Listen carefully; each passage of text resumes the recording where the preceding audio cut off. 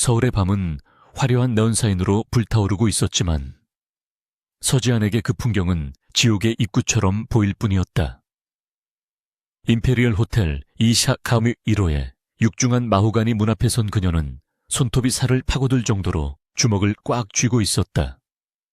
내일까지 거액의 빚을 갚지 않으면 남동생의 장기를 팔아버리겠다는 사채업자들의 잔인한 협박이 귓가에서 환청처럼 윙윙거렸다. 지아는 구역질이 치밀어 오르는 것을 가까스로 참아내며 떨리는 다리에 힘을 주어 버텼다. 그녀는 마지막 남은 재산인 낡은 노트북을 팔아 산 싸구려 검은 원피스를 입고 수면 부족으로 퀭한 얼굴을 화장으로 감춘 채 이곳에 서 있었다. 이것은 한때 촉망받던 의대생이었던 그녀가 가족의 생명을 구하기 위해 선택할 수밖에 없었던 가장 비참하고도 유일한 길이었다. 떨리는 손으로 카드키를 긁자 둔탁한 소리와 함께 문이 열렸고 은은한 샌다루드 향과 차가운 어둠이 그녀를 맞이했다. 그녀가 상상했던 상류층의 타락한 파티나 낭만적인 조명 따위는 없었고 오직 숨 막힐 듯한 정적만이 공간을 지배하고 있었다.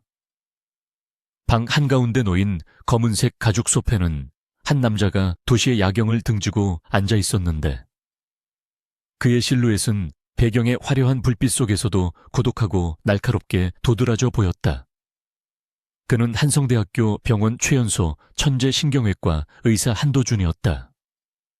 차가운 얼음 같은 심장을 가졌다고 소문난 그는 지안이 들어왔음에도 불구하고 고개조차 들지 않은 채 테이블 위에 놓인 두꺼운 차트에만 시선을 고정하고 있었다.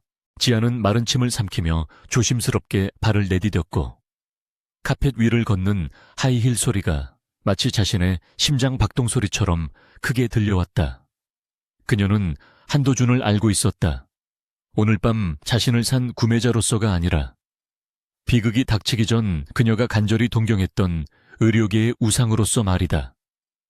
운명의 잔인한 장난은 그들을 이런 비참한 상황에서 만나게 했고 그녀는 상품으로 그는 돈으로 가치를 매기는 심판자로 마주하게 되었다. 작은 독서등 불빛 아래 드러난 그의 오뚝한 콧날과 베일듯 날카로운 턱선은 보는 사람을 압도하는 위압감을 뿜어내고 있었다. 지안이 가까이 다가가자 그제야 도준이 입을 열었다. 약속 시간보다 3분 늦었군. 나는 어떤 거래에서든 시간관념이 희미한 사람은 딱 질색이야. 도준의 목소리는 낮고 차가웠으며 욕망이라고는 조금도 섞이지 않은 채 메스처럼 정적을 갈랐다. 그는 여전히 지안을 쳐다보지 않고 서류를 넘기고 있었는데 마치 그녀의 존재가 먼지처럼 하찮게 느껴지는 듯했다. 지안은 수치심의 얼굴이 화끈거렸지만 지옥 같은 현실에서 단련된 의지로 감정을 억눌렀다. 그녀는 고개를 숙여 사과하며 테이블 가장자리에 핸드백을 내려놓았고 그가 요구할지도 모르는 변태적인 행위에 대해 마음의 준비를 단단히 했다. 하지만 예상과는 달리 도준은 갑자기 보고 있던 차트를 거칠게 덮더니 유리 테이블 위로 미끄러뜨려 그녀의 구두 앞코 바로 앞에 멈추게 했다. 벗어. 도준이 명령했다. 그러나 그의 시선은 지안의 원피스가 아니라 바닥에 떨어진 짙은 청색의 파일에 고정되어 있었다. 지안은 순간 멍해져서 눈을 크게 떴다. 이 남자의 의도가 무엇인지, 혹시 새로운 종류의 과학적인 장난인지 파악할 수 없었다. 그녀가 주저하자 도준은 처음으로 고개를 들어 그녀를 쳐다보았는데 그의 칠흑 같은 눈동자는 엑스레이처럼 그녀의 영혼을 꿰뚫어 보는 듯 했다. 옷을 벗으라는 게 아니라 저 파일을 열어서 읽으라는 거야.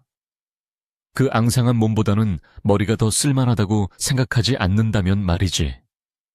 그의 말투에는 조롱과 경멸이 가득했지만 동시에 묘한 도전의식이 담겨 있었다. 지안은 떨리는 손으로 바닥의 파일을 집어들었다. 표지에 적힌 신경외과 수술 기록, 대외비라는 글자가 눈에 들어오자 깊은 곳에 억눌려 있던 본능이 꿈틀거렸다. 파일 안에는 뇌의 가장 위험한 위치에 자리 잡은 종양의 MRI와 CT 사진들이 들어있었고, 시신경과 대동맥을 압박하고 있는 복잡한 형상이 적나라하게 드러나 있었다. 지아는 무의식적으로 눈을 가늘게 떴다. 순간 그녀는 몸을 파는 여자가 아니라 수석을 놓치지 않았던 의대생 서지안으로 돌아가 있었다.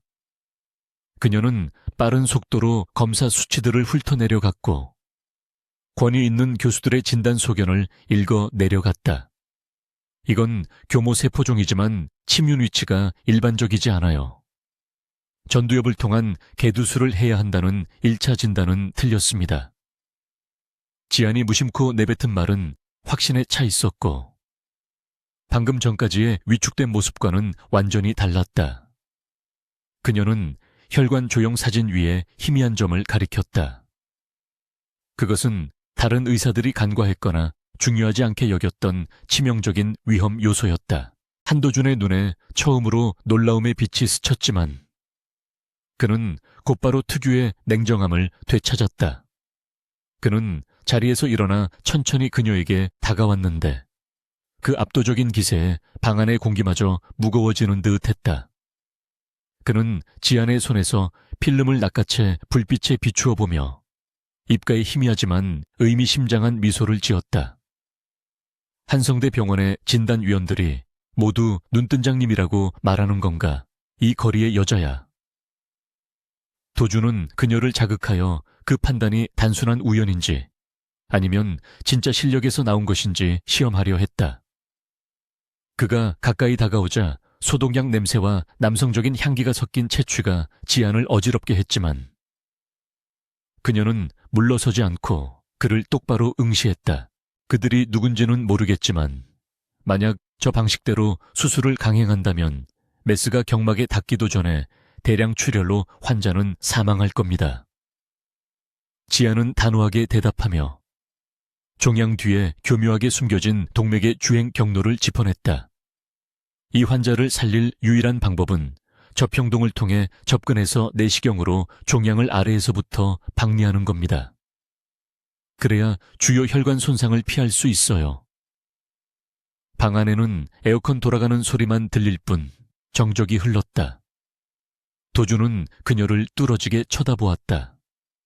이런 시궁창 같은 상황에서 만난 여자가 단 몇 분 만에 이토록 정확하고 대담한 의학적 판단을 내린다는 것은 믿기 힘든 일이었다. 그가 입을 열려는 찰나 복도에서 굉음과 함께 찢어지는 듯한 비명소리가 들려왔다. 뒤이어 쿵쿵거리는 발소리와 다급한 외침들이 뒤섞여 혼란스러운 소음이 방 안으로 밀려 들어왔다. 의료인으로서의 본능이 발동한 두 사람은 동시에 문 쪽을 바라보며 몸을 굳혔다. 곧이어 문이 거칠게 두드려지더니 얼굴이 사색이 된 경호원 한 명이 넥타이가 풀어 헤쳐진 채 뛰어 들어왔다. 한 교수님, 옆방에 계신 의원님께서 갑자기 쓰러지셨습니다. 거품을 물고 발작을 일으키는데 숨을 못 쉬시는 것 같습니다. 제발 살려주십시오. 도주는 아무 말 없이 즉시 방을 뛰쳐나갔고 그의 흰 셔츠 자락이 허공을 갈랐다. 지아는 잠시 머뭇거렸으나 복도에서 들려오는 고통스러운 신음소리에 의학적 양심이 되살아났다. 그녀는 거추장스러운 하이힐을 벗어던지고 맨발로 도준의 뒤를 쫓아나갔다. 복도는 이미 아수라장이었고 바닥에 쓰러져 몸부림치는 중년 남성을 둘러싸고 사람들이 패닉에 빠져 있었다. 도준은 경호원들을 밀치고 환자 곁에 무릎을 꿇은 뒤 능숙한 동작으로 동공반사와 맥박을 확인했다. 기도가 막혔어. 이물질 때문이거나 후두 경련이야. 당장 기관 절개를 해야 해.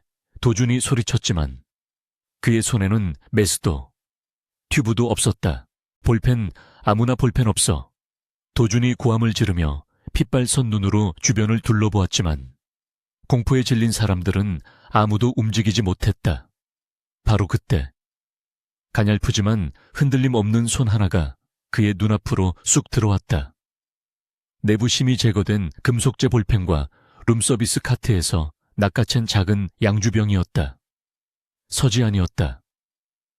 그녀는 도준의 맞은편에 무릎을 꿇고 앉아 있었는데 혼란 속에서도 기이할 정도로 차분한 표정으로 환자의 목 부위에 시선을 집중하고 있었다.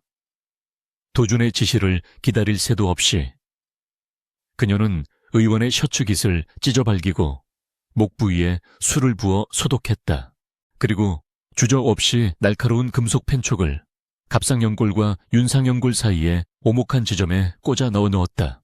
붉은 피가 솟구쳐 그녀의 검은 원피스와 창백한 얼굴에 튀었지만 지안의 손은 단 1mm도 떨리지 않았다.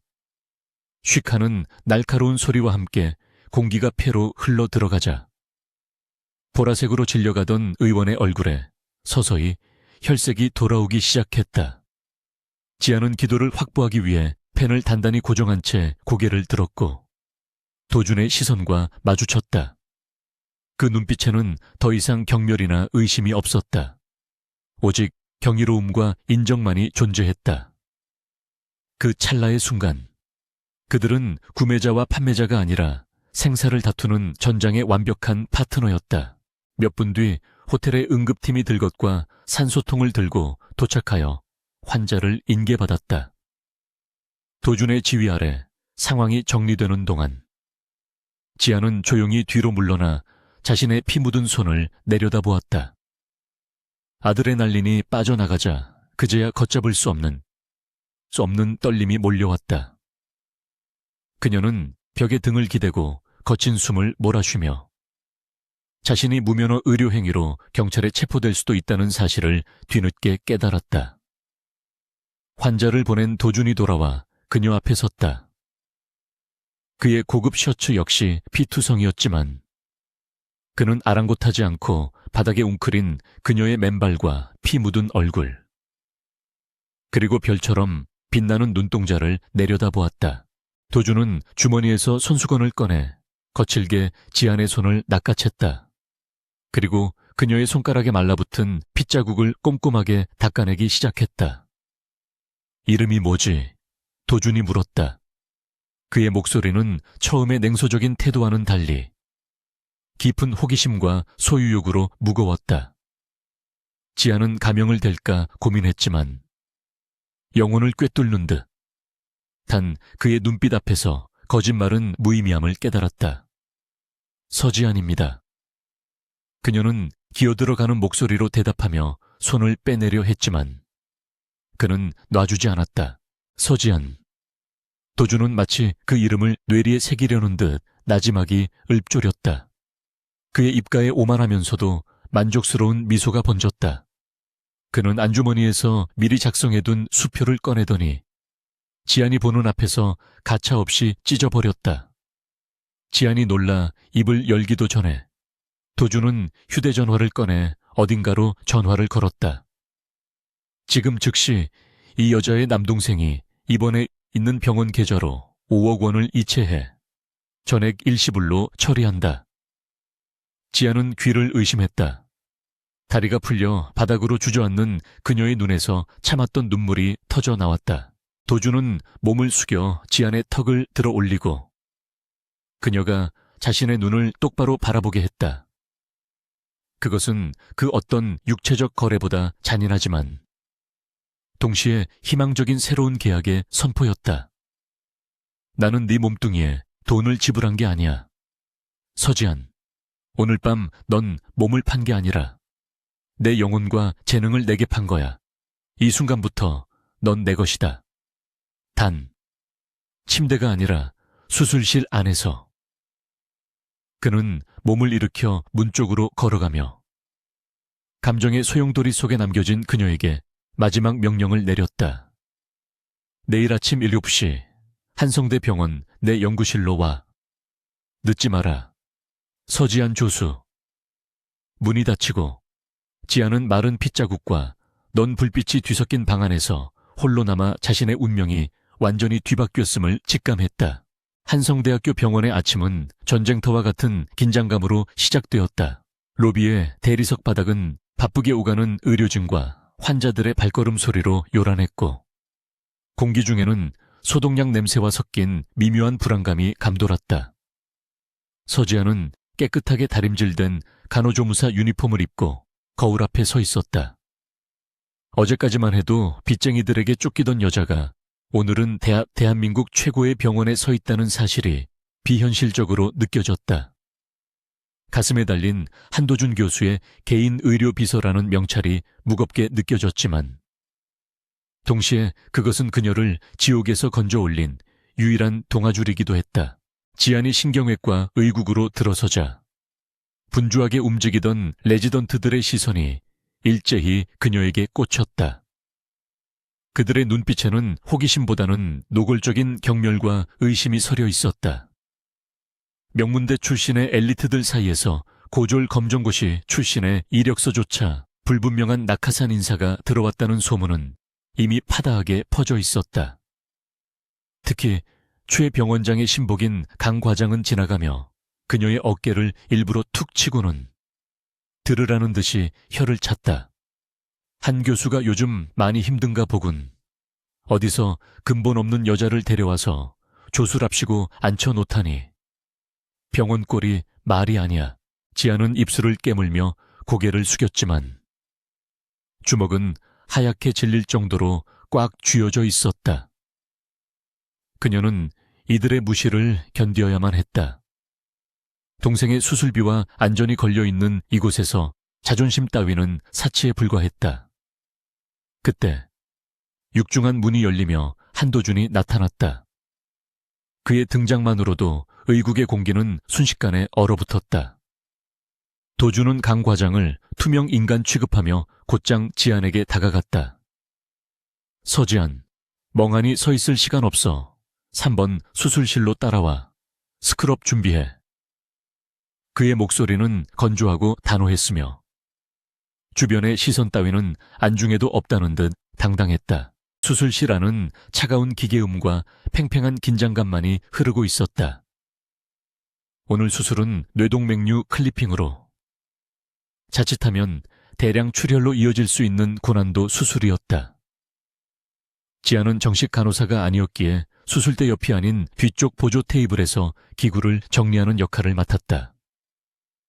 하지만 그녀의 눈은 현미경 모니터에 고정되어 있었고 머릿속에서는 이미 수술 시뮬레이션이 맹렬하게 돌아가고 있었다. 도준의 손은 빠르고 정확했지만 동맥류의 위치가 예상보다 훨씬 깊고 까다로운 곳에 숨어 있어 시야 확보가 쉽지 않았다. 석션, 시야가 안 보여. 더 깊게 넣어. 도준이 날카롭게 외치자. 당황한 레지던트가 허둥대며 석션 팁을 움직였지만 오히려 뇌조직을 건드릴 뻔했다. 도준의 미간이 찌푸려지며 욕설이 튀어나오려는 순간 누군가가 조용하지만 신속하게 레지던트의 손을 밀어내고 정확한 각도로 석션 팁을 고정했다. 서지안이었다. 그녀는 도준이 필요로 하는 시야를 정확히 파악하고 있었고 기구의 각도를 미세하게 조정하여 동맥류의 목 부분을 완벽하게 드러내 주었다. 수술실 안에 모든 스태프가 숨을 죽이고 그녀의 돌발 행동을 지켜보았다. 도준은 잠시 멈칫했지만 곧바로 그녀가 확보해준 시야를 통해 클립을 집어들었다. 앵글 클립 7mm. 그가 손을 내밀자 지아는 간호사가 건네주기도 전에 이미 준비해둔 해당 사이즈의 클립을 그의 손바닥에 정확히 올려놓았다. 마치 두 사람이 수십 년간 호흡을 맞춰온 파트너인 것처럼 자연스러운 연계였다. 도준은 마스크 속에서 희미하게 웃으며 클립을 동맥류 경부에 완벽하게 결찰했다. 모니터상의 혈류가 차단되는 것을 확인하자 수술실 안에는 안도의 한숨이 퍼져나갔다. 도준은 마무리 봉합을 다른 의사에게 맡기고 장갑을 벗어던지며 밖으로 나갔다. 수술실 복도에서 마스크를 벗은 도준은 벽에 기대어 서 있는 지안을 내려다보았다. 주제넘은 행동이었어. 자격 없는 조수가 수술 필드에 손을 대다니. 징계감이라는 건 알고 있나? 그의 말은 차가웠지만 눈빛은 이전과 달리 흥미로움으로 빛나고 있었다. 지아는 고개를 들고 그를 똑바로 바라보았다. 교수님이 원하시는 건 규정을 지키는 허수아비가 아니라 환자를 살릴 수 있는 손이라고 생각했습니다. 제가 틀렸나요? 도주는 그녀의 당돌한 대답에 헛웃음을 터뜨리며 한 발짝 다가섰다. 틀리지 않았어. 하지만 명심해. 네가 가진 그 재능은 양날의 검이야. 함부로 휘두르다간 너 자신부터 베이게 될 거다. 그때 병원 로비 쪽에서 시끄러운 고함과 함께 물건이 부서지는 소리가 들려왔다. 지안의 등줄기에 식은땀이 흘렀다. 너무나도 익숙한 악몽 같은 목소리들이었다. 도준과 지안이 로비로 내려가자 험상궂은 사내 대여섯 명이 원무가 직원의 멱살을 잡고 행패를 부리고 있었다. 지안의 빚을 독촉하던 사채업자들이었다. 그들은 지안을 발견하자마자 짐승처럼 눈을 번뜩이며 달려들었다. 인연, 여기 숨어 있었구나. 돈 갚을 생각은 안 하고 의사놀이하고 있어. 당장 끌고 가. 두려움에 질린 지안은 뒷걸음질 쳤지만 곧 벽에 가로막혔다. 환자들과 보호자들이 비명을 지르며 도망치는 아수라장 속에서 사채업자 중 우두머리가 지안의 머리채를 휘어잡으려 손을 뻗었다. 지안이 눈을 질끈 감으며 충격에 대비하던 그 순간 누군가의 강인한 손이 우두머리의 팔목을 낚아챘다. 뼈가 으스러질 듯한 악력에 우두머리는 비명을 지르며 팔을 비틀었다. 한도준이었다. 그는 흐트러짐 없는 자세로 우두머리의 팔을 꺾어 제압하며 빙하처럼 차가운 목소리로 읊조렸다. 내 병원에서 개처럼 지저대는 꼴은 못 봐주겠군. 당장 그 더러운 손 치워. 우두머리는 고통을 참으며 씩씩거렸다. 이건 또 뭐야? 의사 나부랭이가 어디서 끼어들어. 우린 정당하게 빚 받으러 온 거야. 인연 신체 포기각서가 우리한테 있다고. 그는 품에서 구겨진 서류 뭉치를 꺼내 흔들어 보였다. 주변의 수군거림이 커졌고 지아는 수치심에 고개를 들 수 없었다. 병원에 보안 요원들이 달려왔지만 도주는 손을 들어 그들을 제지했다. 그는 천천히 안주머니에서 스마트폰을 꺼내 어딘가로 전화를 걸었다. 통화는 짧고 간결했다. 김 검사, 지금 한성대 병원 로비로 병력 보내. 특수폭행 및 업무방해 현행범이다. 그리고 대성 파이낸스 장부 압수수색 영장. 지금 바로 집행해. 대성 파이낸스라는 이름이 나오자 사채업자들의 얼굴이 사색이 되었다. 도주는 전화를 끊고 우두머리를 벌레 보듯 내려다보며 차갑게 웃었다. 내 놈들이 불법 추심하고 이자 제한법 위반한 증거. 내 변호사팀이 이미 다 확보했다. 감옥에서 썩고 싶지 않으면 당장 내 눈앞에서 꺼져.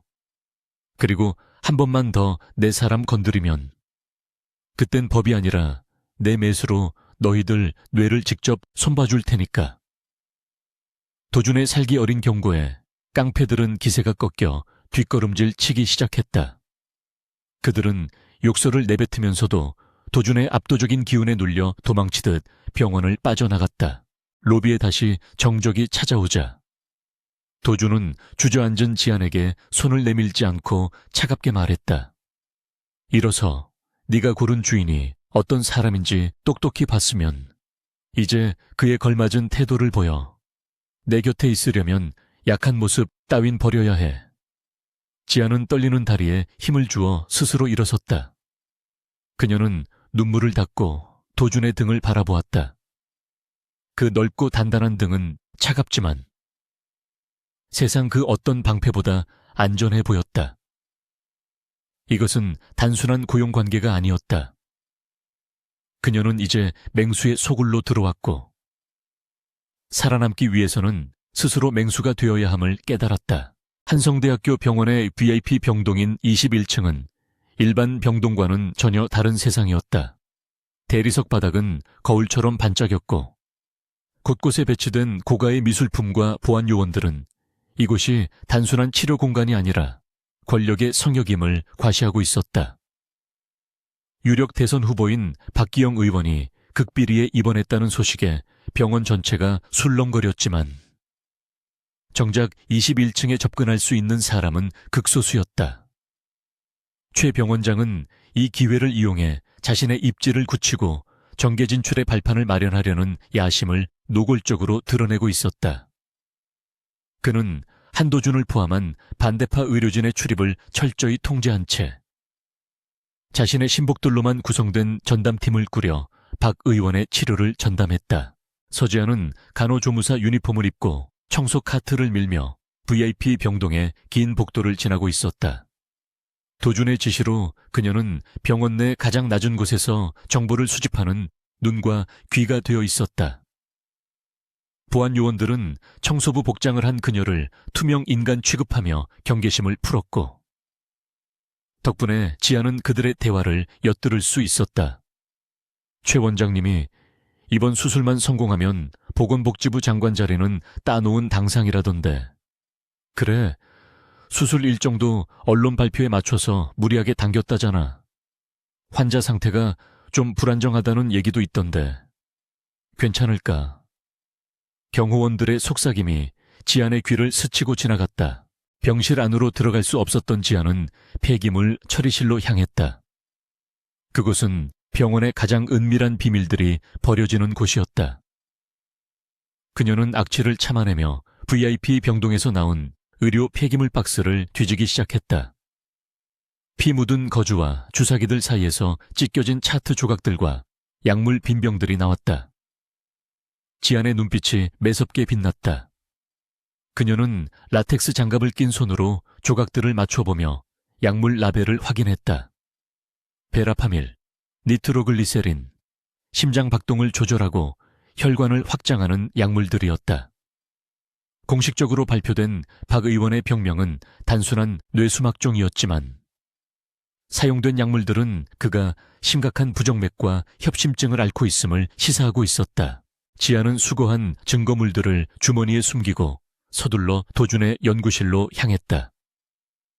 도준은 불 꺼진 연구실에서 박 의원의 뇌 스캔 사진을 모니터에 띄워놓고 깊은 생각에 잠겨 있었다. 그는 최 원장이 공개한 제한적인 데이터만으로는 수술의 위험성을 정확히 예측하기 어렵다는 것을 알고 있었다. 그때 지안이 들어와 테이블 위에 구겨진 약물 리스트와 차트 조각들을 쏟아놓았다. 공식 차트에는 누락된 기록들이에요. 환자는 지금 심각한 심실빈맥을 앓고 있어요. 이 상태에서 전신 마취를 하고 뇌수술을 강행하면 심장마비로 테이블 데스 수술 중 사망할 확률이 90% 이상입니다. 도준은 지안이 가져온 증거들을 훑어보며 미간을 찌푸렸다. 최 원장이 미치지 않고서야 이런 리스크를 감수할 리가 없어 까냐죠. 아니면 뭔가 믿는 구석이 있거나 이 사실을 모르고 있거나 둘 중 하나겠지. 도준의 눈빛이 차갑게 가라앉았다. 하지만 그 인간은 자신의 명예를 위해서라면 환자의 목숨 따위는 도박판의 칩처럼 여기는 작자야. 만약 수술 중에 문제가 생기면 그 책임은 마취과나 다른 스태프에게 떠넘기면 그만이니까. 도준은 자리에서 일어나 재킷을 걸쳤다. 확실한 물증이 필요해. 최 원장의 개인 서버에 접속해서 원본 데이터를 확보해야 한다. 두 사람은 모두가 퇴근한 심야 시간을 틈타 병원장실이 있는 행정동으로 잠입했다. 병원의 보안 시스템은 철저했지만 도준은 병원 이사회의 승인을 받은 마스터키를 가지고 있었고 지안은 건물의 사각지대를 파악하는 능력이 탁월했다. 복도에 CCTV가 회전하는 타이밍에 맞춰 이동하는 그들의 움직임은 마치 첩보 영화의 한 장면처럼 은밀하고 신속했다. 병원장실 앞 도준이 전자도어락의 패널을 조작하는 동안 지아는 망을 보며 숨을 죽였다. 삑 하는 소리와 함께 문이 열리자 그들은 어둠 속으로 미끄러져 들어갔다. 최 원장의 사무실은 호화로움 그 자체였다. 도준은 망설임 없이 책상 위에 컴퓨터를 켜고 비밀번호 해독 프로그램을 실행시켰다. 화면에 암호 입력창이 깜빡이는 동안 지아는 책장에 꽂힌 두꺼운 파일들을 훑어보았다. 임상 실험 기록, 제약사 리베이트 장부. 더러운 거래의 흔적들이 곳곳에 널려 있었다. 그때 지안의 손이 멈칫했다. 책장 구석, 먼지 쌓인 파일 하나에 익숙한 이름이 적혀 있었다. 프로젝트 907, 책임연구원 서영호. 그것은 5년 전 억울하게 누명을 쓰고 자살로 위장되어 살해당한 그녀의 아버지 이름이었다. 지안의 손이 떨리기 시작했다. 그녀는 홀린 듯 파일을 꺼내 펼쳤다. 그 안에는 아버지의 연구 논문과 함께 최 원장이 그 연구 결과를 조작하여 자신의 성과로 둔갑시킨 정황이 고스란히 담겨 있었다. 아버지는 최 원장의 불법적인 임상 실험을 내부 고발하려다 희생된 것이었다.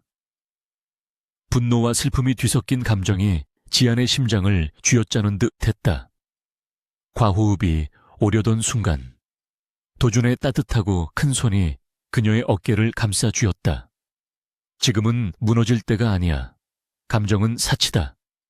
복수를 하고 싶다면 지금은 그 분노를 칼날처럼 갈아서 숨겨두어 하야. 도준의 침착한 목소리가 지안의 이성을 현실로 끌어당겼다. 그녀는 눈물을 삼키며 고개를 끄덕였다. 도준은 컴퓨터 화면을 가리켰다. 뚫었어. 박 의원의 진짜 차트야. 화면에는 박 의원의 심장 상태에 대한 정밀 검사 결과와 함께 최 원장이 이를 알고도 고의로 은폐하라고 지시한 이메일 내용이 떠 있었다. 그는 수술 성공률을 조작하여 언론에 홍보하고 만약 환자가 사망하면 불가항력적인 합병증으로 처리하려는 시나리오까지 세워두고 있었다.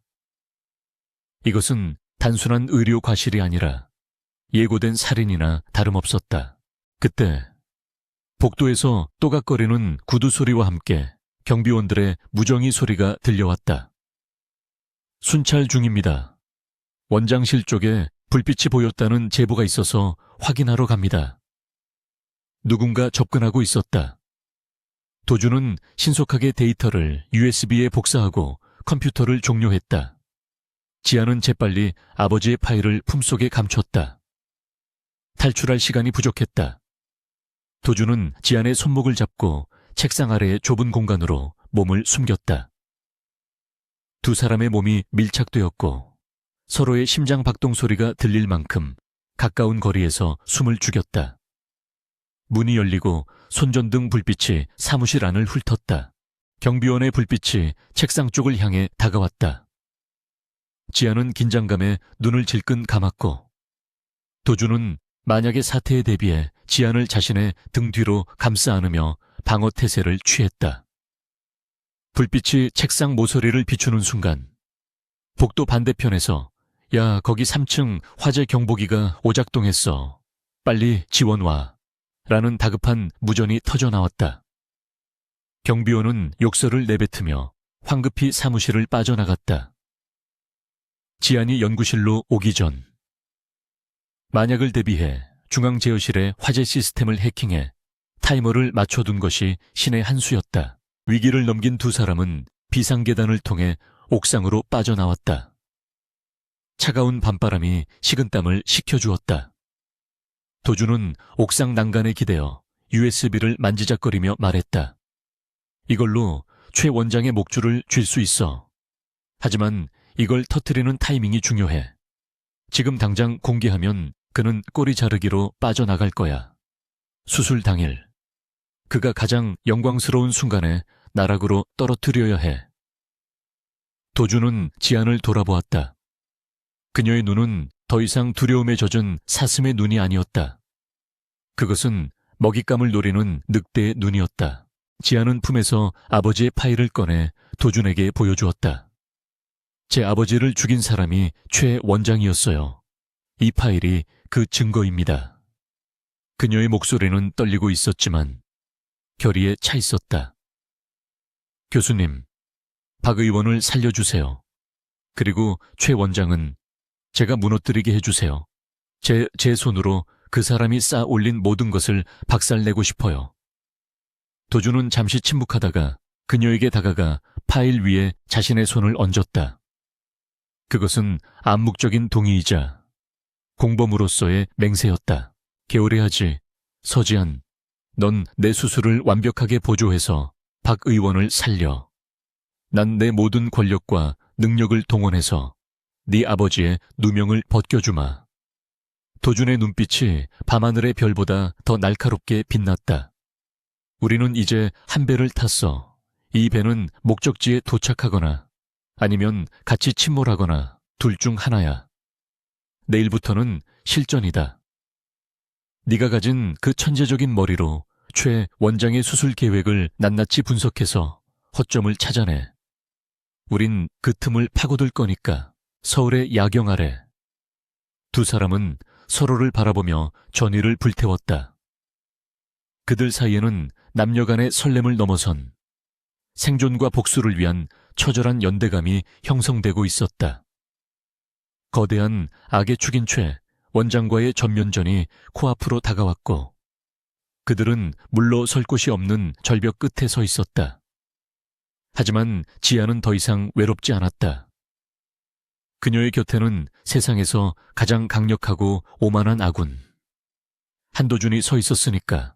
다음날 아침 한성대학교 병원의 공기는 폭풍 전야처럼 무겁게 가라앉아 있었다. 서지아는 평소와 다름없이 도준의 연구실에서 수술 준비를 돕고 있었지만 등줄기를 타고 흐르는 불길한 예감을 지울 수 없었다. 최 원장이 그토록 쉽게 물러설 리 없다는 것을 그녀는 본능적으로 알고 있었다. 예상대로 연구실 문이 거칠게 열리며 경찰 제복을 입은 사내들과 병원 보안팀이 들이닥쳤다. 그들 뒤로 최 원장이 비릿한 웃음을 흘리며 천천히 걸어 들어왔는데 그의 손에는 압수수색 영장이 들려 있었다. 세어지안 씨, 당신을 마약류 관리법 위반 및 의료법 위반 혐의로 긴급 체포합니다. 형사가 지안의 앞을 막아서며 차갑게 고지했다. 지안이 상황을 파악하기도 전에 보안 요원 한 명이 그녀의 개인 사물함에서 하얀 가루가 담긴 약병들과 주사기 뭉치를 꺼내 책상 위에 쏟아부었다. 그것들은 마약성 진통제인 펜타닐과 프로포폴이었다. 지안은 결코 본 적도 만진 적도 없는 물건들이었다. 명백한 함정이었지만 증거는 너무나도 자기적이고 완벽하게 그곳에 놓여 있었다. 최 원장은 지안에게 다가가 혀를 차며 조롱 섞인 어조로 속삭였다. 역시 피는 못 속이는구먼. 내 아비가 연구비를 횡령해서 약물을 빼돌리더니 그 딸녀는 병원에 숨어들어 마약을 훔치고 무면허 시술까지 하고 있었어. 그는 지안의 가장 아픈 영린인 아버지를 모욕하며 그녀의 멘탈을 흔들려 했다. 지안의 눈동자가 분노로 흔들렸지만 그녀는 입술을 피가 날 정도로 깨물며 감정을 억누르고 그를 노려보았다. 한도준이 형사의 팔을 거칠게 잡아채며 앞을 막아섰다. 지금 내 연구실에서 뭐 하는 짓입니까? 이따위 조작된 증거로 내 사람을 데려갈 수 있다고 생각합니까? 도준의 목소리는 분노로 들끓고 있었고 당장이라도 최 원장의 멱살을 잡을 듯한 기세였다.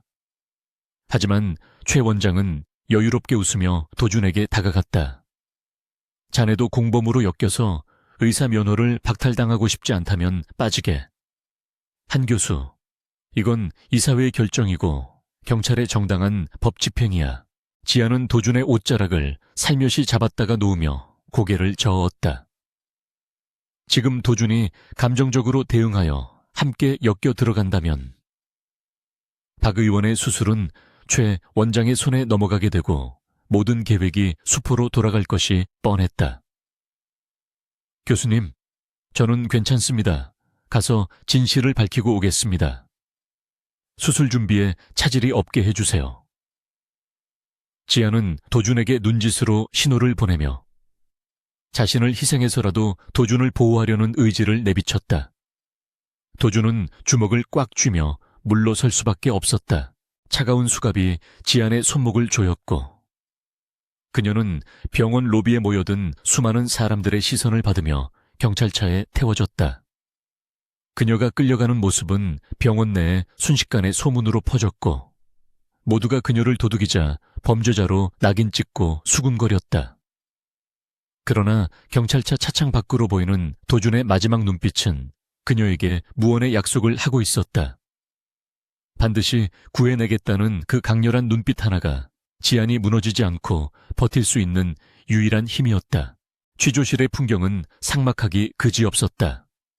좁은 방 안에는 낡은 책상 하나와 눈부신 조명만이 있었고, 담당 형사는 지안을 범죄자로 단정짓고 강압적인 태도로 자백을 강요했다. 좋게 말할 때 인정해. 돈이 급해서 약을 빼돌려 팔았다고. 그리고 한도준 교수가 시킨 일이라고 불면 정상 참작해주지. 형사는 교묘하게 도준을 엮어 넣으려는 유도신문을 계속했다. 이것이 단순한 절도 사건 수사가 아니라 도준을 무너뜨리기 위한 최 원장의 기획 수사임을 지안은 확신했다. 하지만 그들은 상대를 잘못 골랐다. 지안은 공포에 질려 울먹이는 대신 차분하게 형사소송법 조항을 읽기 시작했다. 형사소송법 제308조 위법 수집 증거 배제의 법칙. 영장 제시 없이 제 사물함을 강제로 개방한 시점에서 그 안에서 나온 물건들은 증거 능력을 상실합니다. 그리고 사물함의 지문 감식을 요청합니다. 제 지문은 나오지 않을 테니까요. 지안의 논리적이고 당당한 태도에 형사는 당황한 기색을 감추지 못하고 윽박지르기 시작했다. 지안은 거기서 멈추지 않았다. 그녀는 형사의 얼굴을 유심히 관찰하더니 뜬금없는 말을 던졌다. 형사님, 오른쪽 눈꺼풀의 떨림과 안색을 보니 만성적인 마그네슘 결핍과 간 기능 저하가 의심됩니다.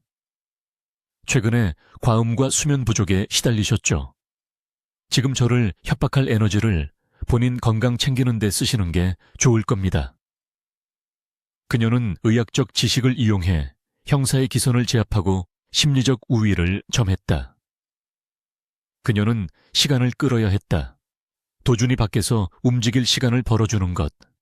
그것이 그녀가 할 수 있는 최선의 싸움이었다. 한편 병원에 남은 한도준은 분노를 냉철한 전략으로 승화시키고 있었다. 그는 즉시 박기영 의원의 수행비서실장을 찾아갔다. 수행비서실장은 박 의원의 생명을 최우선으로 여기는 충직한 인물이었다. 도준은 지안이 분석해낸 박 의원의 심장 상태 보고서와 최 원장이 은폐하려 했던 이메일 사본을 그에게 내밀었다. 최 원장은 지금 박 의원님을 정치적 도박의 제물로 삼으려 합니다. 이 수술이 실패하면 의원님은 사망하고 모든 책임은 합병증으로 포장될 겁니다. 실장은 경악을 금치 못하며 서류를 훑어보았다. 도준은 쐐기를 박았다. 이 수술을 성공시킬 수 있는 팀은 저와 제 어시스턴트뿐입니다. 그런데 최 원장이 저를 견제하기 위해 제 손발이 되어줄 유일한 스태프를 경찰에 넘겼습니다. 서지한 씨가 없으면 저는 이 수술을 집도할 수 없습니다. 선택하십시오. 의원님을 살리시겠습니까? 아니면 최 원장의 야망을 위해 희생시키겠습니까? 도준은 자신의 의사 생명을 건 도박을 걸었다. 1시간 뒤 경찰서장실 전화벨이 요란하게 울렸다. 전화를 받은 서장의 얼굴이 흑빛으로 변했고 그는 즉시 취조실로 달려와 형사의 뒤통수를 갈겼다. 야, 이 멍청한 놈아.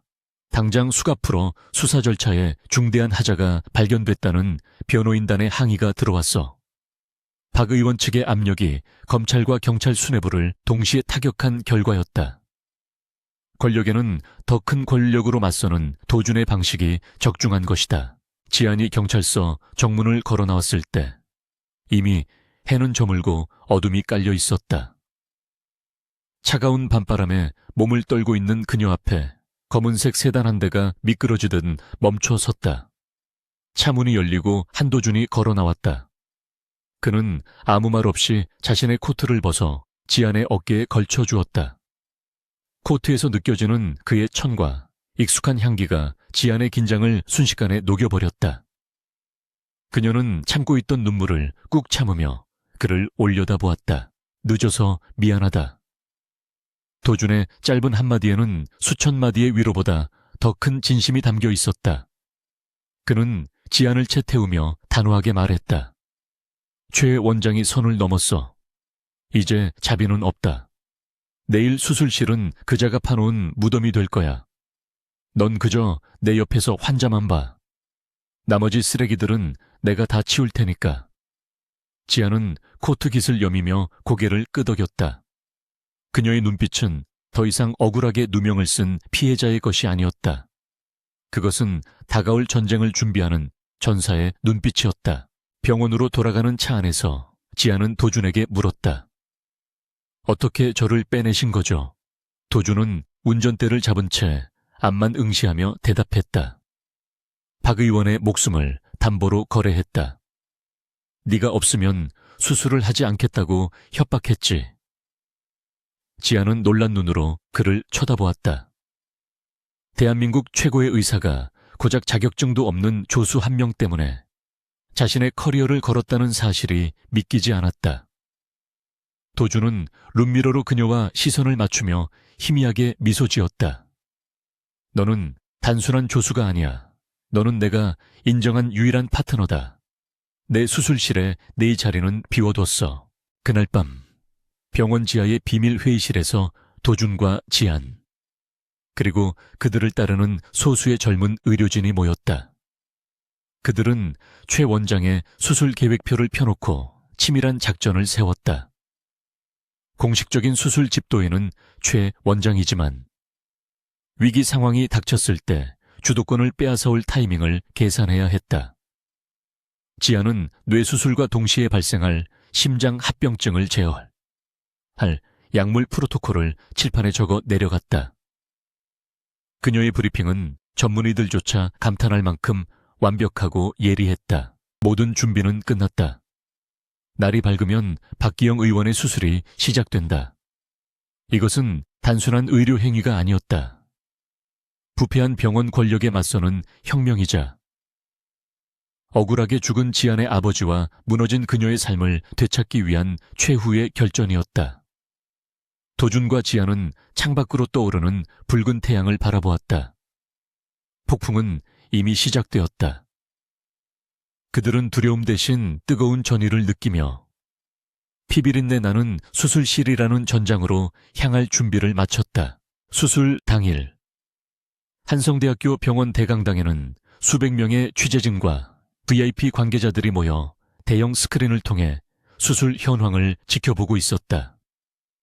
이것은 단순한 의료 행위가 아니라 대한민국의 차기 권력 지도가 걸린 정치적 쇼였다.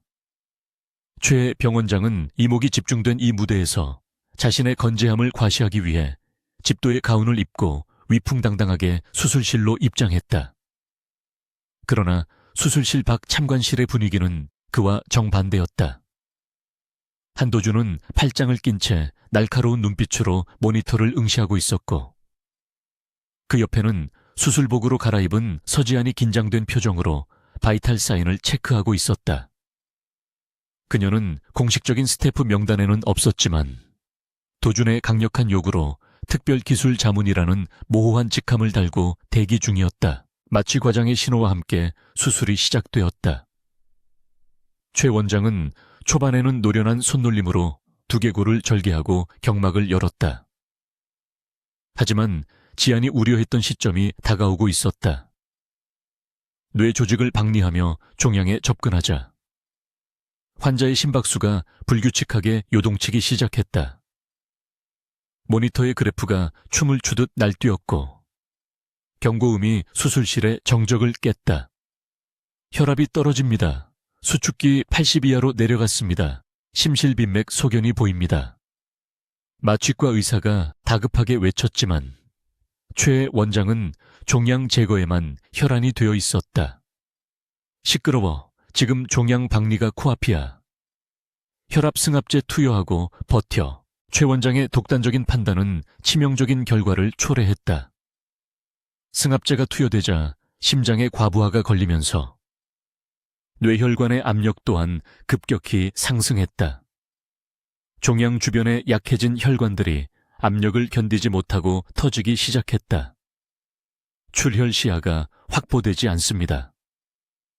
붉은 피가 수술 부위를 덮어버리자 최 원장의 손이 허공에서 멈췄다. 그는 패닉 상태에 빠져 석션을 외쳐댔지만 쏟아지는 피를 감당하기엔 역부족이었다. 모니터 속의 바이탈은 바닥을 치고 있었고 환자는 테이블 위에서 죽어가고 있었다.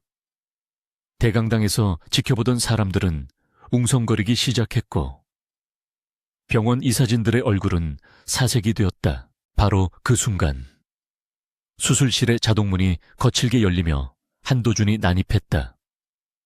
그는 멸균 장갑을 끼며 성큼성큼 수술대 앞으로 걸어갔다. 비키십시오. 환자 죽일 셈입니까? 도준의 목소리는 낮았지만 천둥 같은 위압감을 담고 있었다. 최 원장은 자존심 때문에 버티려 했지만 떨리는 손과 공포에 질린 눈동자는 숨길 수 없었다. 이건 불가항력이야. 혈관 기형이 예상보다 심각하다고. 초에 원장이 비명처럼 변명했지만 도준은 그를 어깨로 밀쳐내고 집도의 위치를 차지했다. 석션, 시야 확보해. 그리고 마취과, 에피네프린 준비하고 대기해. 도준이 투입되었지만 상황은 절망적이었다. 뇌출혈을 잡기 위해 클립을 사용해야 했지만 심장이 불안정해서 뇌혈류를 일시적으로 차단하는 것조차 위험했다. 심장과 뇌, 두 개의 시한폭탄을 동시에 해체해야 하는 딜레마였다. 도준은 고개를 돌려 참관실 유리를 향해 소리쳤다. 서지안 들어와 당장. 그의 외침은 수술실의 금기를 깨는 것이었다. 무자격자를 수술실에 들이는 것은 의료법 위반이었지만 지금 그에게 법보다 중요한 것은 환자의 생명이었다.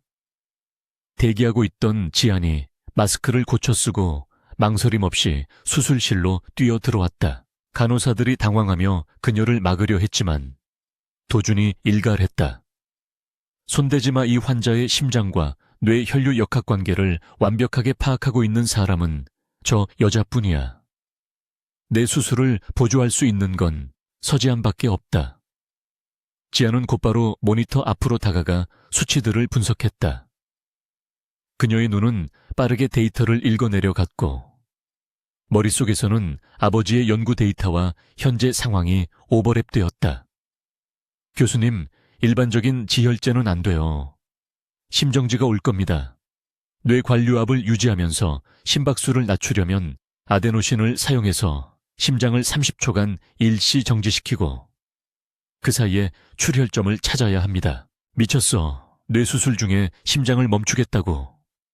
최 원장이 구석에서 소리쳤지만 아무도 듣지 않았다. 도준은 지안의 눈을 바라보았다. 그 눈빛에는 흔들림 없는 확신이 있었다. 도준은 고개를 끄덕였다. 좋아. 내 판단을 믿는다. 마취과, 아데노신 6mg를 주사해. 내가 신호하면 바로 쏜다.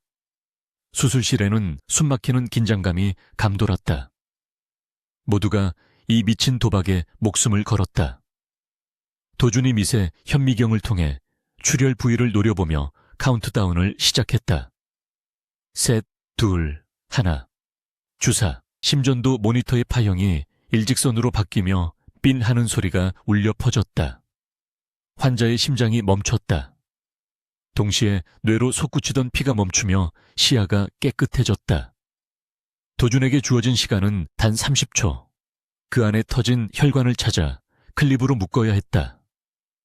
도준의 손이 신의 속도로 움직였다. 하지만 출혈점은 종양 뒤쪽 깊숙한 곳, 사각지대에 숨어 있었다. 안 보여. 각도가 안 나와. 도준의 이마에 식은땀이 흘렀다. 시간이 흐르고 있었다.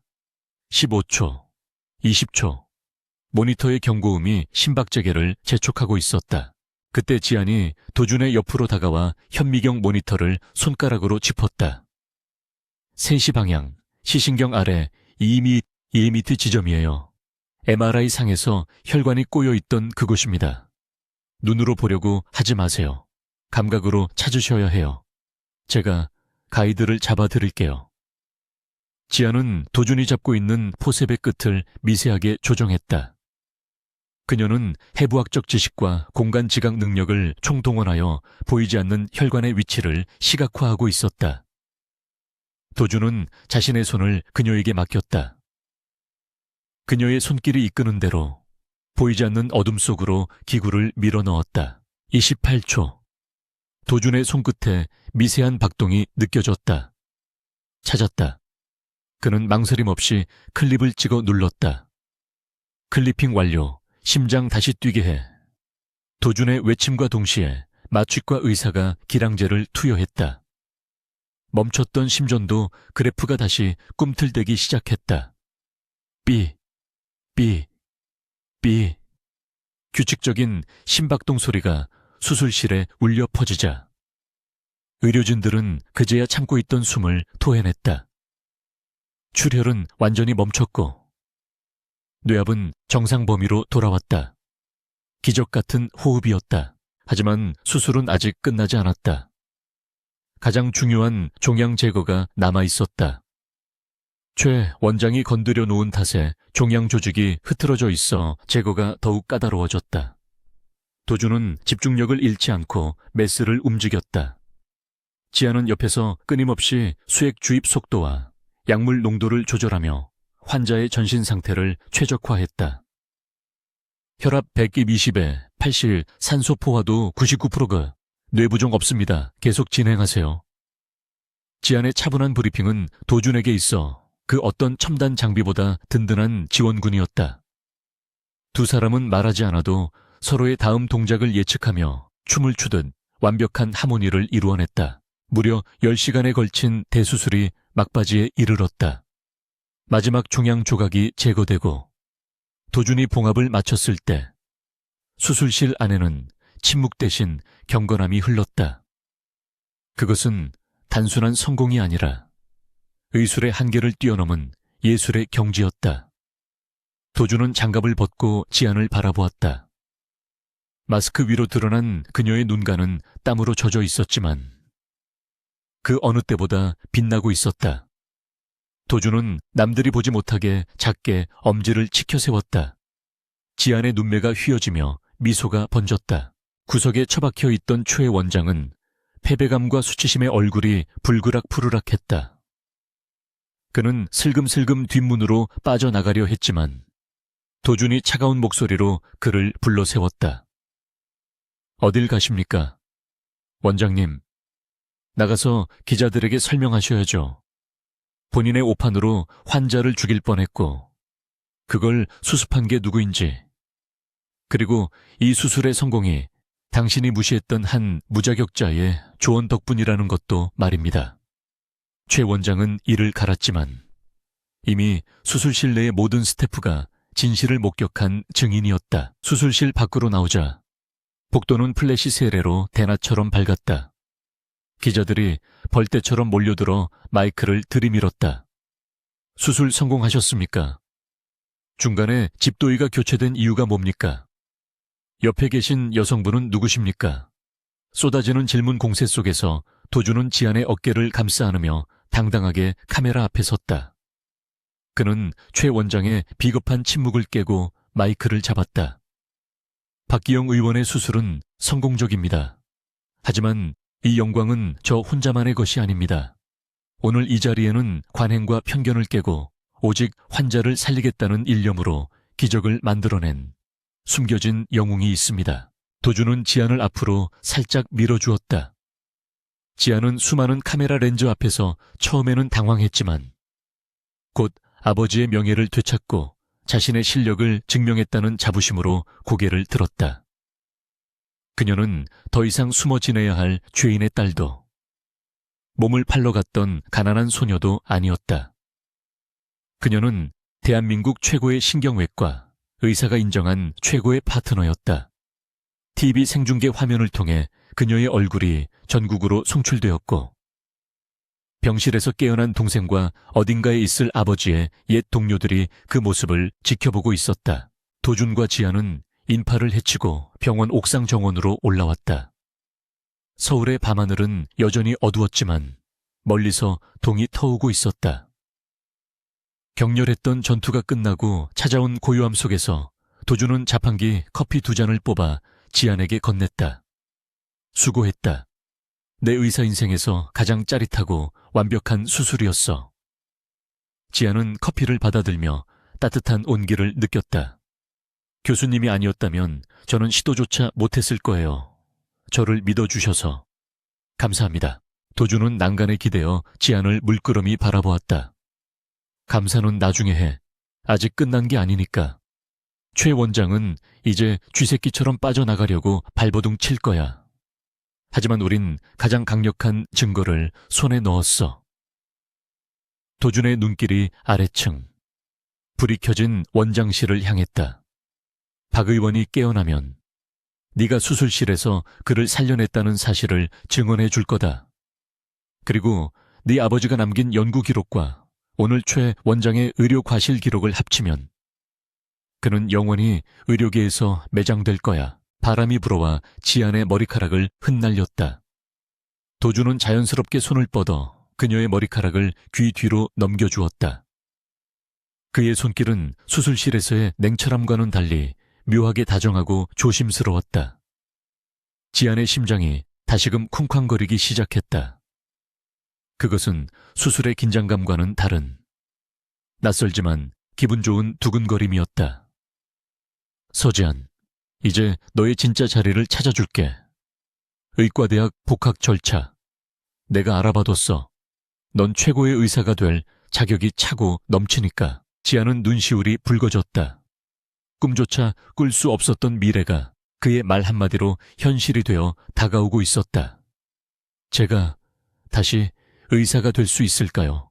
그녀가 떨리는 목소리로 묻자 도주는 확신에 찬 목소리로 대답했다. 아니, 넌 이미 의사야. 면허증이라는 종이 한 장이 없을 뿐이지. 오늘 수술방에서 너보다 뛰어난 의사는 없었어. 그리고 앞으로는 내가 네 지도 교수가 되어줄 거다.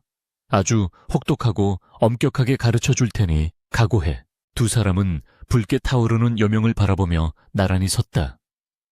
그들의 그림자가 하나로 겹쳐지며 길게 늘어졌다. 이제 곧 최 원장의 몰락과 함께 새로운 시대가 열릴 것이다. 그리고 그 중심에는 서로를 구원하고 서로에게 빛이 되어준 두 사람. 한도준과 서지안이 있을 것이다. 전쟁의 승리는 확정되었고 이제 그들에게 남은 것은 정의를 집행하고 잃어버린 것들을 되찾는 일뿐이었다.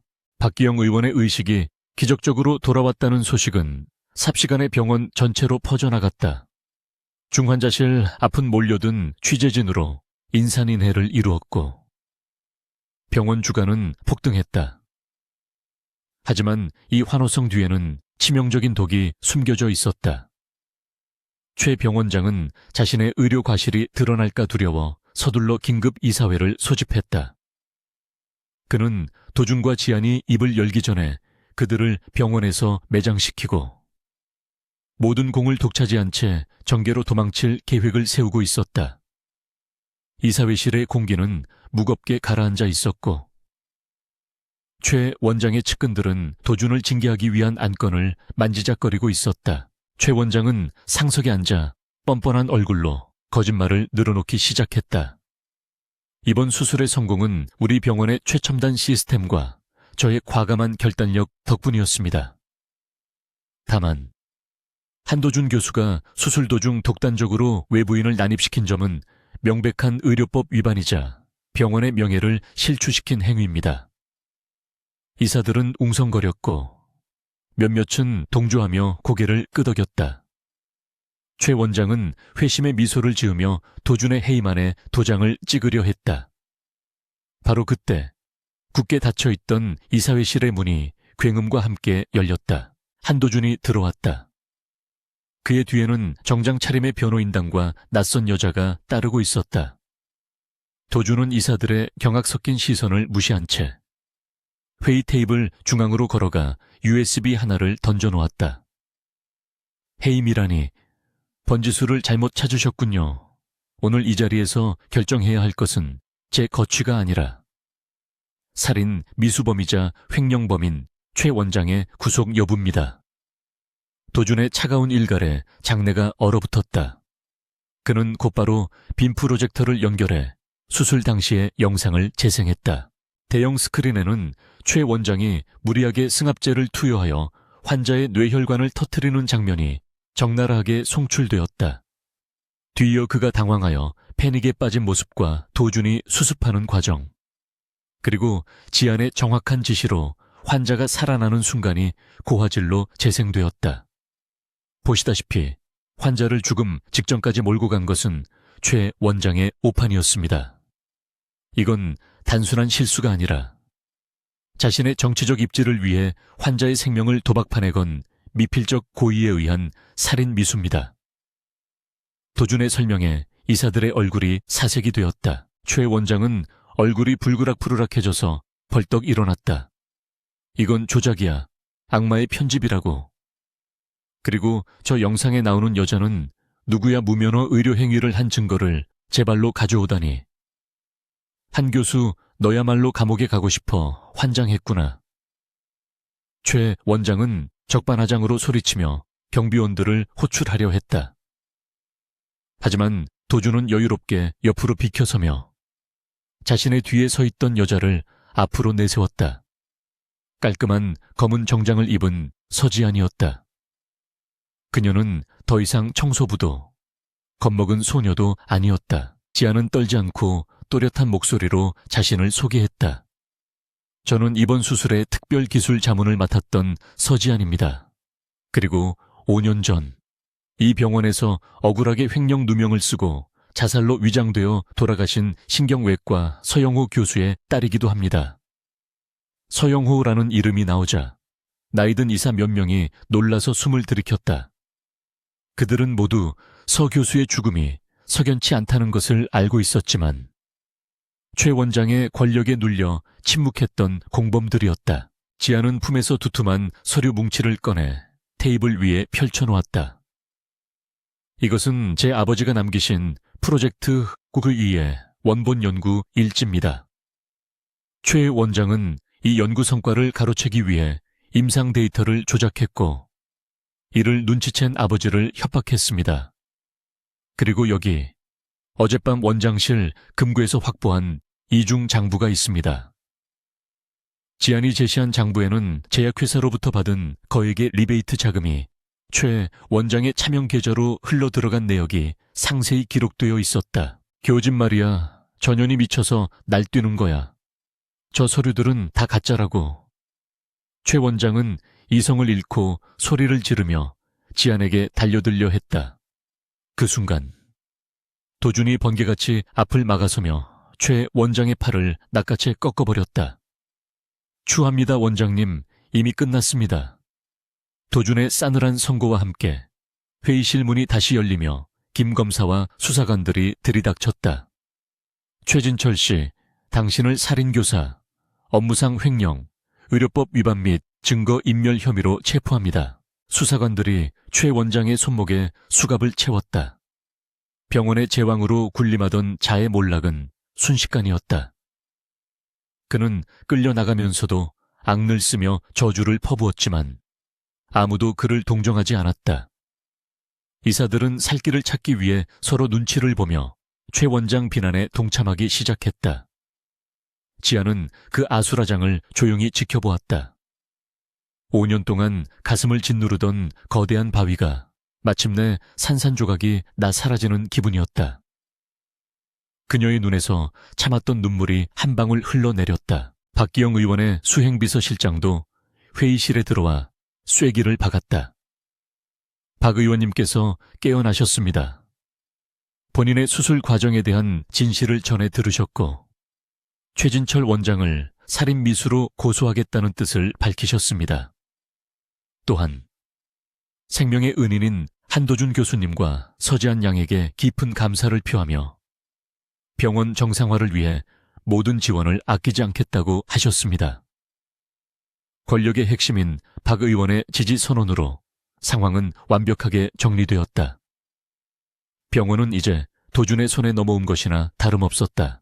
소란이 가라앉고 사람들이 모두 빠져나간 텅 빈 회의실에 도준과 지안만 남았다. 도준은 지안에게 손수건을 건넸다. 울지 마. 승자는 우는 게 아니야. 웃어야지. 그의 투박한 위로에 지안은 눈물을 닦으며 피식 웃음을 터뜨렸다. 너무 오래 걸렸어요. 아빠한테 이제야 떳떳하게 인사드릴 수 있게 됐어요. 지안의 목소리는 가늘게 떨렸지만 그 안에는 깊은 안도감이 배어 있었다. 도준은 창가로 다가가 블라인드를 걷어 올렸다. 따사로운 오후의 햇살이 회의실 안으로 쏟아져 들어왔다. 이제 병원은 썩은 부위를 도려냈어. 하지만 새 살이 돋게 하려면 시간이 필요해. 그리고 그 과정에는 네가 반드시 필요하다. 도준은 진지한 눈빛으로 지안을 바라보았다. 네 아버지의 명예회복 절차는 병원 차원에서 공식적으로 진행될 거야. 그리고 넌 다시 학교로 돌아가야지. 내가 추천서를 써뒀다. 지안은 믿기지 않는 표정으로 도준을 쳐다보았다. 정말 제가 다시 의사가 될 수 있을까요? 이렇게 많은 일이 있었는데. 도준은 책상 위에 놓인 입학 원서를 그녀 앞으로 밀어주었다. 넌 이미 의사로서의 자질을 증명했어. 내가 보증한다. 대한민국 최고의 신경외과 의사가 보증하는데 누가 토를 달겠어. 넌 내 제자야. 최고의 의사가 되어서 나를 뛰어넘어봐. 그게 내가 너에게 주는 마지막 과제다. 지안은 떨리는 손으로 원서를 집어들었다. 꿈만 같던 일이었다.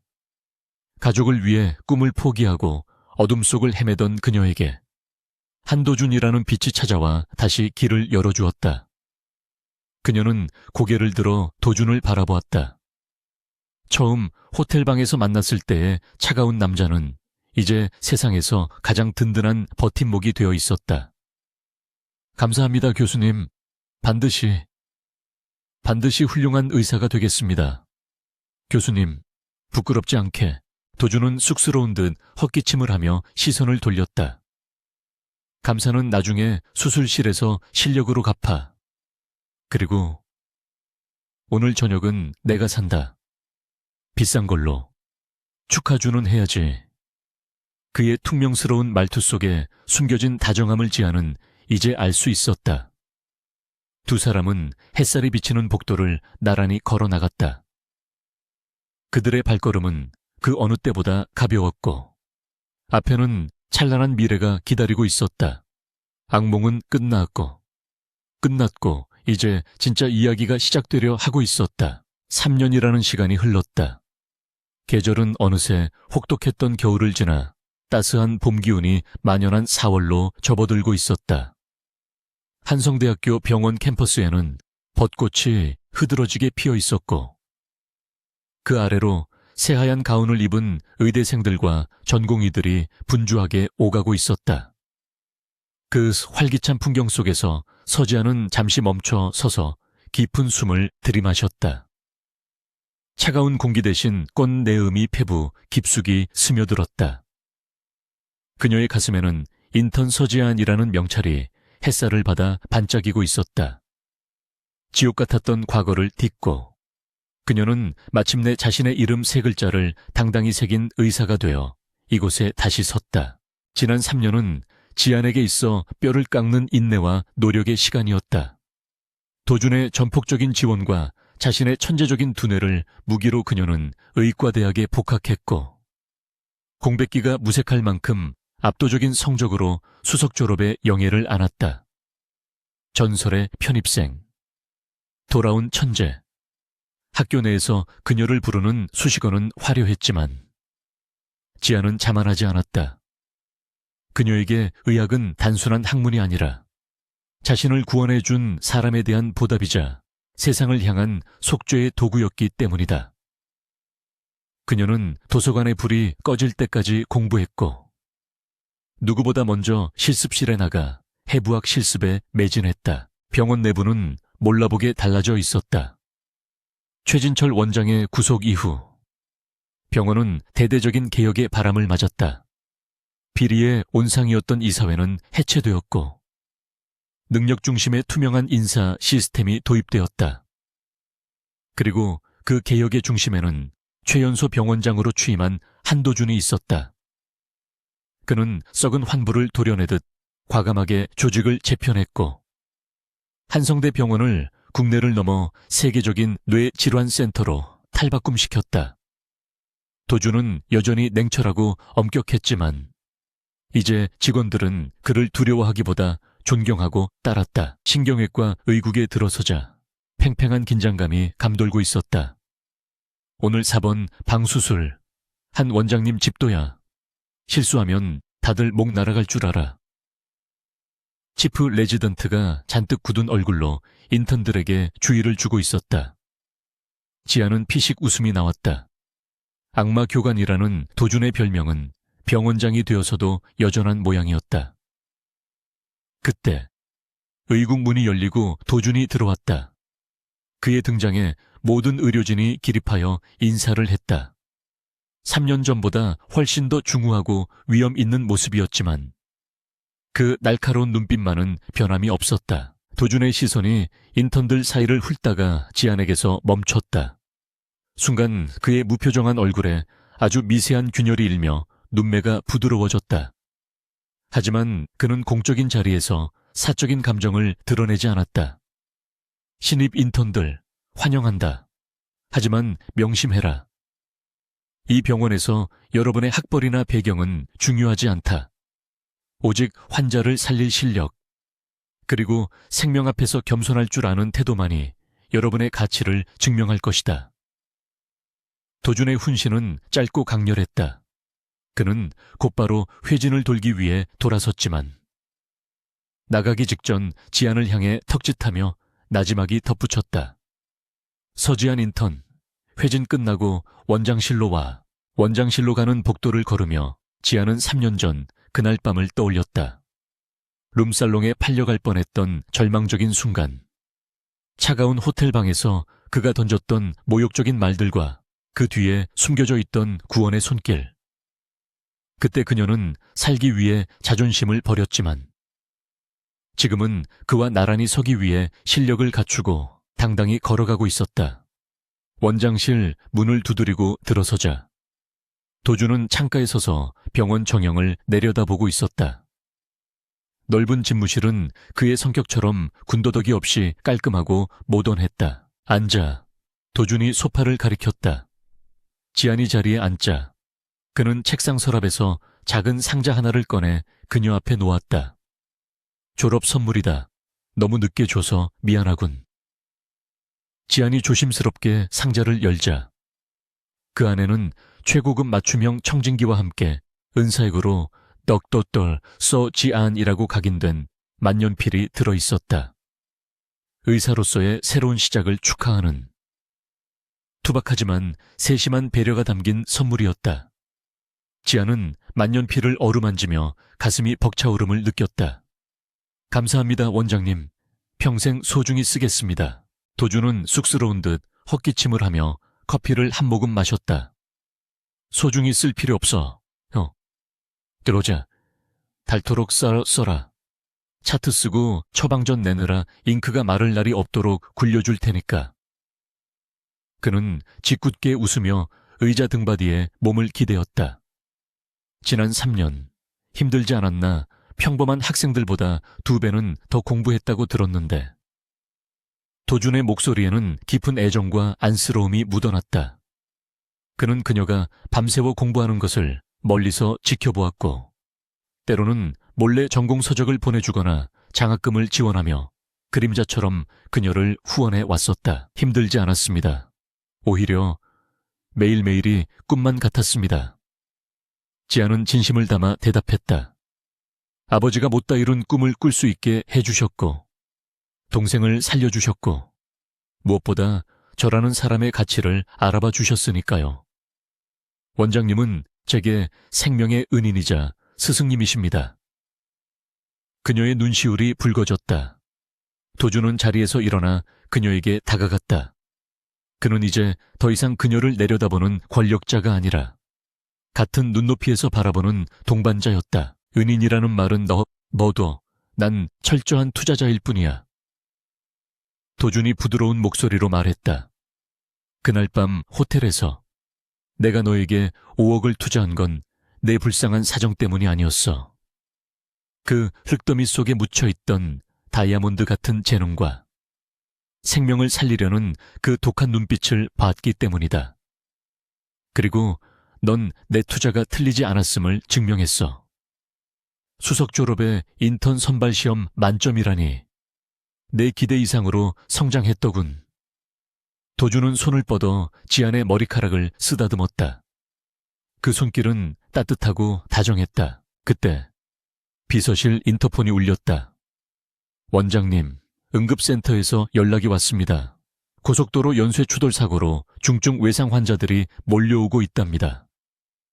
신경외과 당직만으로는 감당이 안 된다고 지원 요청이 왔습니다. 도준의 눈빛이 순식간에 변했다. 그는 즉시 가운을 걸치며 지안을 바라보았다. 들었지? 감상에 젖어 있을 시간 없다. 현장으로 간다. 따라와. 지안은 망설임 없이 자리에서 일어나 청진기를 목에 걸었다. 네, 알겠습니다.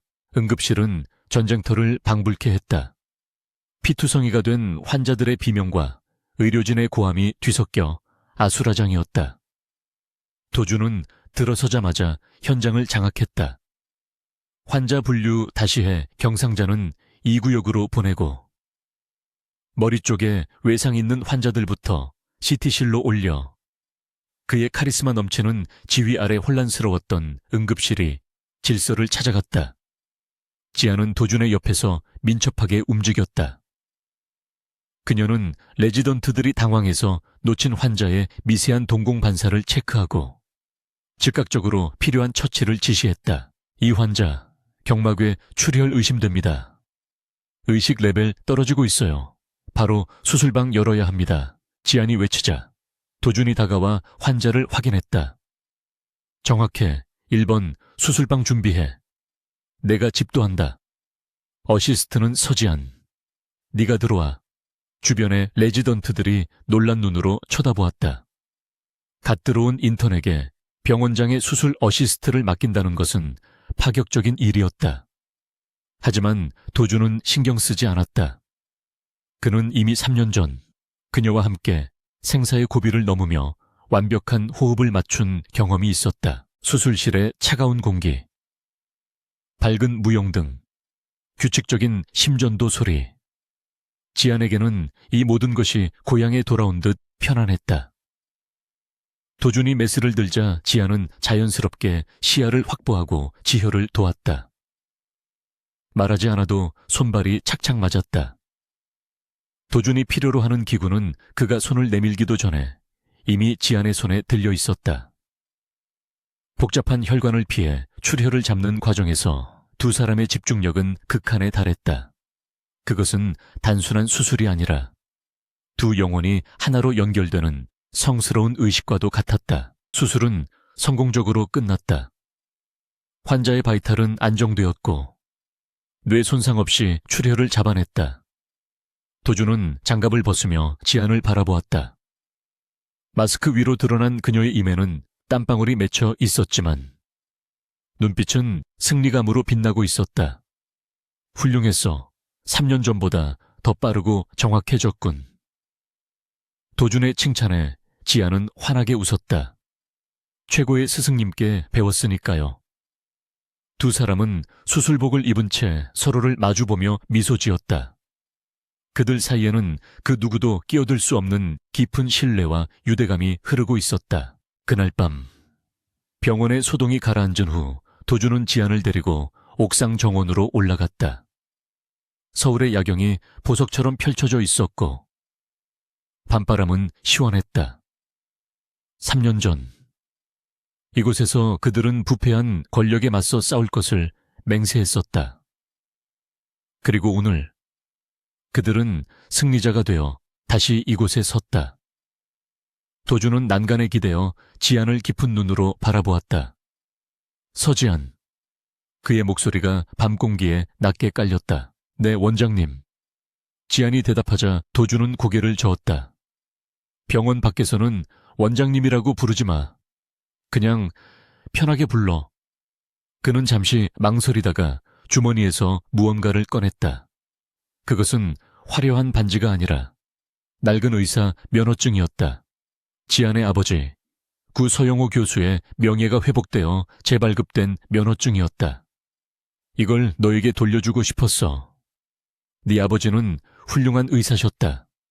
그리고 그 딸인 너는 이제 그분을 뛰어넘을 준비가 되었어. 지안은 떨리는 손으로 아버지의 면허증을 받아들고 가슴에 품었다. 뜨거운 눈물이 볼을 타고 흘러내렸다.